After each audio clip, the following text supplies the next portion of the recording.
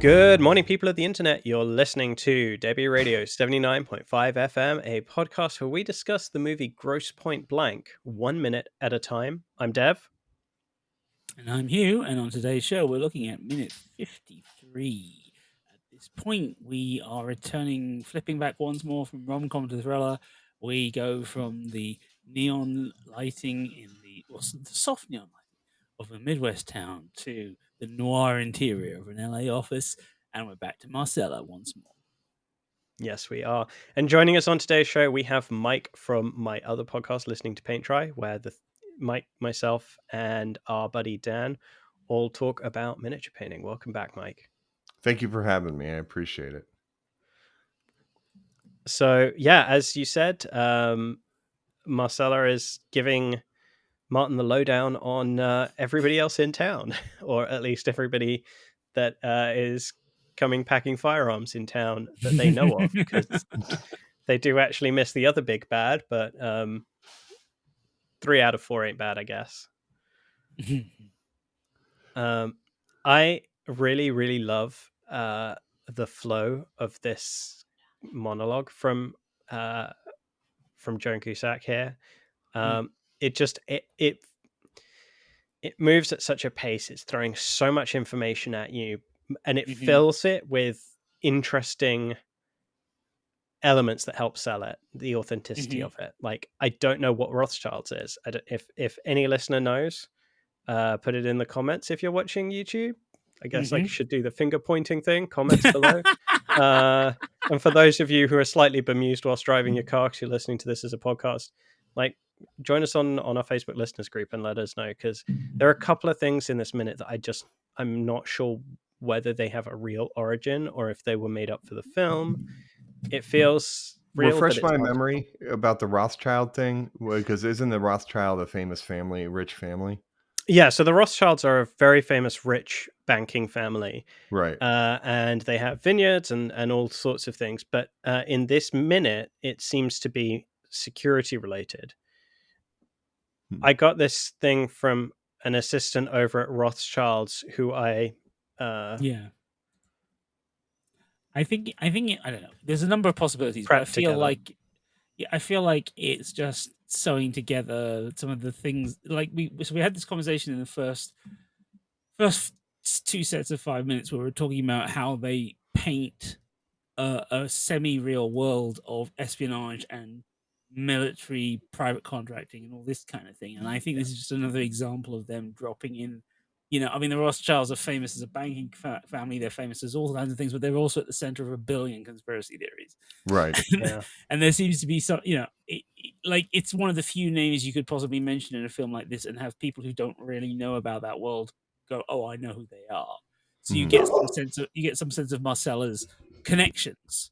You get some sense of the level she's at. I mean, I think it's interesting also, we were talking in the last minute about how she's fallen asleep, and as she walks from one desk to another, you can see she's in some sort of very sparkly gown with a necklace, and you start to wonder that when she said, "Oh, I got this from the assistant," you're wondering, was she at a party? Was she somewhere, hobnobbing? Does she have, is she from a wealthy family? We don't know anything about Marcella.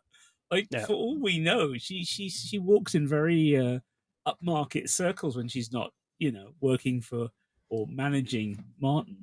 It does feel like she's kind of had to cancel plans just because she's waiting on him to call her. Yeah. Or she's about to head out, or you don't know. Or she's, could be either thing. It's LA. Right. I think it's all fake. She just exists only in the office. Right? Like, it's fake indignation. She's tired of it, but she does not exist outside the world of the office. Yeah, when he rented it, she was there. She'll be there for the next person. There's actually another name drop that is in the next minute technically, but that's the Lickenbacken name drop. And I also, that's another one I don't know if there's something more to it that I'm missing, because so much of this film has very real grounding to it, with the NSA and with all these kinds of elements. I wonder if that's something that I've just missed. It could just be fun to say. I mean, Lickenbacken, I mean, come on. It just sounds fun. Yeah, also true. So sometimes in those dialogues, like, they write in, like, I wonder, that's the type of thing where maybe it's a mispronunciation and they leave it in, like, Mm. I don't know. It probably isn't. It's probably purposely written that way, but it's just one of those things. And it's a name that you go, huh? Looking back, Yeah. what?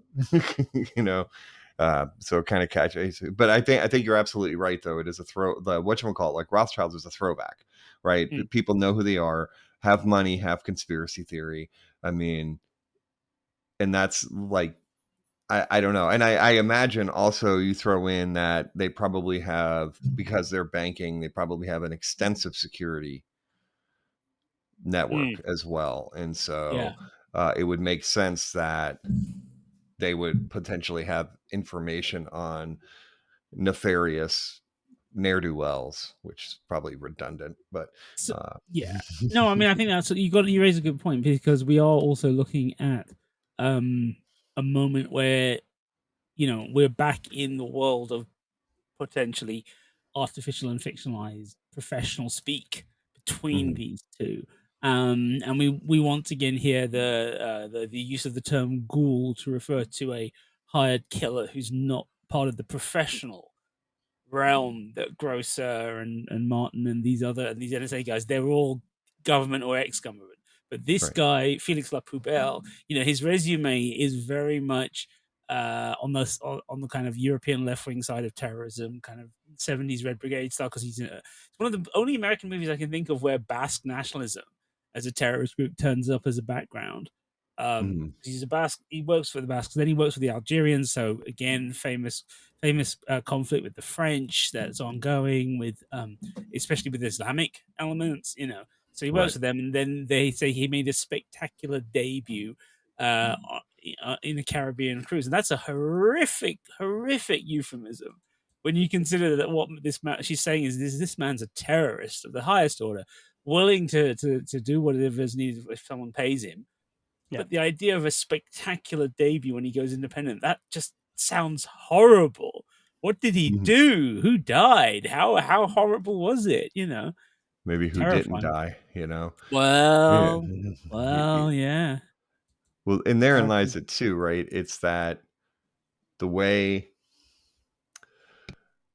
so it almost seems like there's legit killing and illegit killing, like certain, Exactly. like sanctioned versus unsanctioned. And Yep. I think, I don't know, I don't know the social nature of this film, Hmm. um but I do know that there are certainly films and TV shows that do that juxtaposition to kind of Hmm. critique the concept of legitimate killing, Yep. right? Like, or sanctioned killing versus rogue killers, etc. Yep. Or the question of what is a terrorist versus what isn't a terrorist, because there's Hmm. always that freedom fighter debate and such that goes on. And Oh yeah, you one know man's freedom fighter is another man's terrorist, and vice versa. Yeah. Right, exactly. And so now this guy just sounds like a straight up terrorist, though, like Yeah. whatever he did on the cruise ship, maybe gave everybody diarrhea or something along those lines. Um, I- but how would they know it was a terrorist that did that? That happens on like every cruise, anyways, right? And so right. now Right. it's COVID. Now it's This, COVID. Everybody gets. this is what I mean by spectacular debut. Whatever he did, it's nasty, right? Somebody got taken out in a really horrible way that everybody in the profession knows this happened, and it was this guy. It was his calling card for more work. Right. Just that it's such a horrible cause. But I mean, you're absolutely right. This comes at an interesting point in time in '97 where you've got films and TV that address exactly what you've just been saying about origins of terrorism and American support in some parts of the world for groups which can be, some would regard as freedom fighters, others would debate that. You've got what's the one with Bruce Willis, Denzel Washington, The Siege, right? Hmm. Hmm. Which is a really fascinating film, particularly since when they did the DVD, it was after 9/11, and there's a really interesting featurette where they discuss their original plans for what sort of activity the terrorists in the film were going to do. And they originally said, "Hey, why don't we fly a plane towers, and the security guys were like, "Yeah, you know, that's going too far. It's not very realistic. We should do something else." Oh, okay. Well, we'll just do what they did, what they actually did in real life, where they drove a truck into, into the FBI Plaza kind of thing. It's like, okay, this is interesting. But I find, yeah, this is in the air. The whole idea of secret ops, black ops, missions that may or may not be government funded coming back to bite people in the butt. And this seems to be all part of it. The notion of blowback seems to be in there somewhere. And as you say, there's legitimacy. Grosser and Martin are semi-legit, right? They come out of the army. They go into the business for themselves, but they still know people, and as Grosser does with the NSA. And you kind of think, okay, this is all kind of not sanctioned, but it's all connected. And then you get these weirdos, the ghouls, the unprofessionals, the Walking Dead. Yeah, right. Very interesting world. I mean, it would have made, I mean, we've talked about this before, the idea of a sequel, but again, they're painting this world, and it's like things to do in Debi Radio You're Dead, where the language is fake, but it feels real. It feels like this is a milieu that exists. Yeah, and you can just believe that. I would happily buy into a sequel. A film that adapts that goes back to that world with that language and those ideas. Not even the same characters necessarily. Just no, not even. Just. Would you have to call it Grosse Pointe Blank or? Well, if we got Aykroyd in it, yeah. There we go. That would work. Missed opportunity. Yeah. Oh yeah. We can have his. We can have his union and see what they're up to. That would be so funny. Yeah. Actually doing it from the union perspective, and then Martin's the one who's like the spanner in the works at the end. I mean, I just want to see the stabbers, the queens of the hotel hit. Yeah, right? No, exactly. That's me too. Queens of the hotel hit. The Butch Filipino ladies. Let me ask this question, because this is a curiosity to me with this type of stuff, and this is totally not part of the script per se, or it always has interested me when siblings interact across from each other, like act across from each other. You know what I mean? Right. And so, is there a natural synergy between them, or synergy, not synergy? I don't even know what synergy is. Could be a trouble. But I don't know. Like, it'd be interesting to see if there's if with sibling rivalry, if there were opportunities to jazz up the, you know what I'm saying? Like the vibe, the feel and such, because it does this. It feels natural. And honestly, I would tell you the dialogue between him and her throughout the movie feel more natural than a lot of the other dialogues that happen in the movie. And so I guess my curiosity is, does their off-screen relationship of brother and sister influence that? I'm wondering what you guys think. We've kind of discussed this a little bit in previous weeks, and I totally agree with you. I think it's actually because we know Cusack and his friends Pink and DeVincentis did rewrites of the original script, and I think that during the process of those rewrites, certain characters were being cast as they were writing it, right? They were written for those people to play, and I think in particular Marcella's character is obviously written for Joan Cusack. I've described it before as being like the most Joan Cusack of all of Joan Cusack's roles. Like, it feels like she's just doing what she does so well without having to worry about trying to fit it into anyone else's idea, right? Like, it's just her being authentically her. And I think a big part of that is also their siblings. They've grown up together, they have a repartee, and it's not necessarily quite the same as a repartee between a boss and personal assistant, but it has a lot of those same vibes, and I think that they really lean into that, and it's part of what helps sell it. I agree wholeheartedly. I mean, in particular, the opportunity she has to berate him and yet at the same time show some sort of deference to the fact that technically he's her boss, but she's clearly the one who has the power. That feels very sibling-like. Yeah. And knowing full well that he's going to do whatever he wants to do, despite her warnings, her insistent, her get out, just go ahead, come on, get out of there, come home, get out of there, you know what I mean? But she fully well knows he's not going to listen. Yeah. Oh yeah. And this actually takes us to a thing where, like, Hugh and I have discussed in the past this concept that she has been setting him up to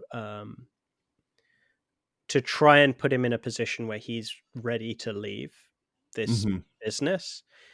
And I'm not sure I've ever really agreed about it. And this scene is the main reason why I don't agree with that, because even through all of this, her focus is on him executing the job, right?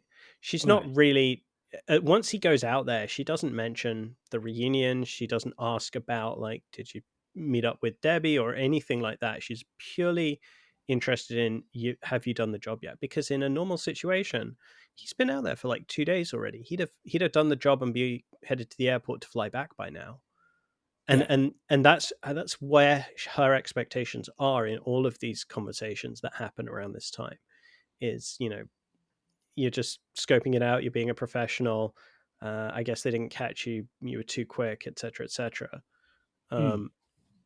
So that's But maybe that's it, right? Maybe because of the context, knowing the background, that she is trying to just purely focus on the business, get him focused on the business and the job, not worry about the other BS relationships, etc. Get in, get out. Yeah, you know what exactly. I mean? Like, yeah, and I think that's it. And I think, she literally did only mention the reunion right at the start of the film, purely because it amused her that he came from somewhere. I don't think there was anything more to it than that. Well, I mean, I don't know. That's part of what makes this so interesting, isn't it, as a film? Is because she does push him to go, but yes, it is primarily for the job. Yes, she pushes it, and she gets the Black Cat Friday the 13th feeling, but I think that was also more just kind of needling him. It's so.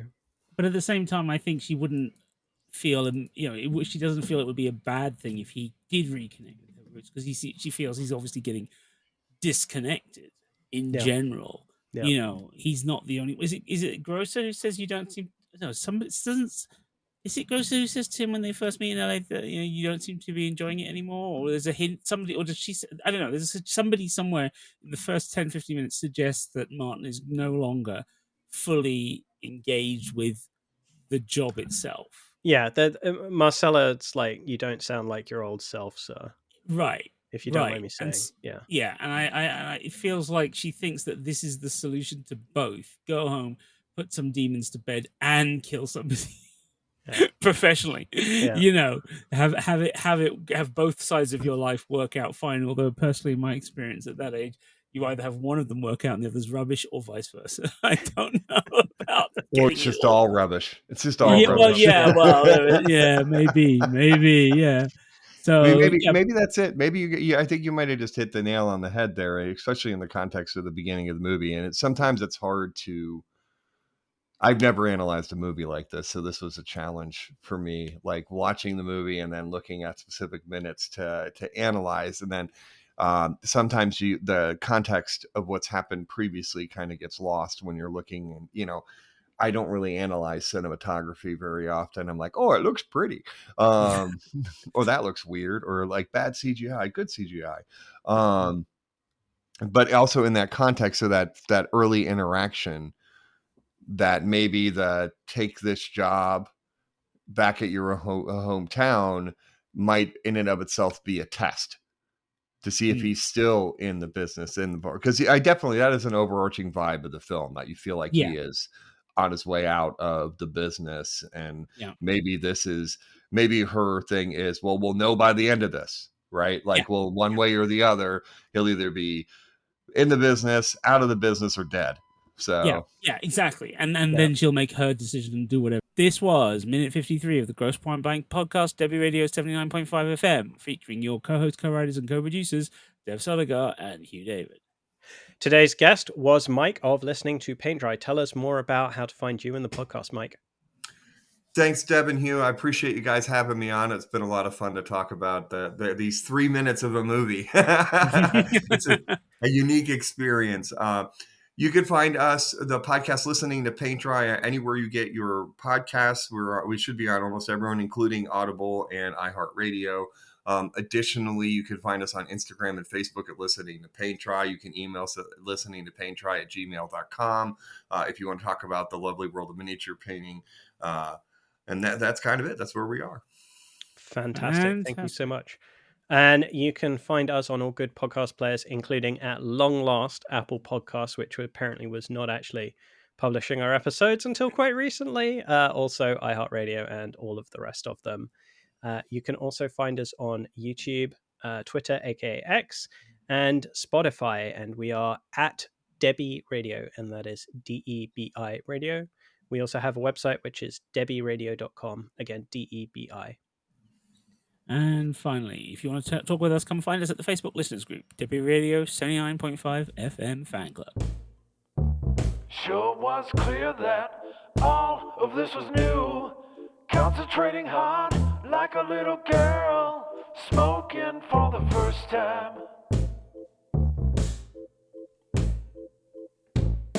It wasn't a moment, it was a feeling.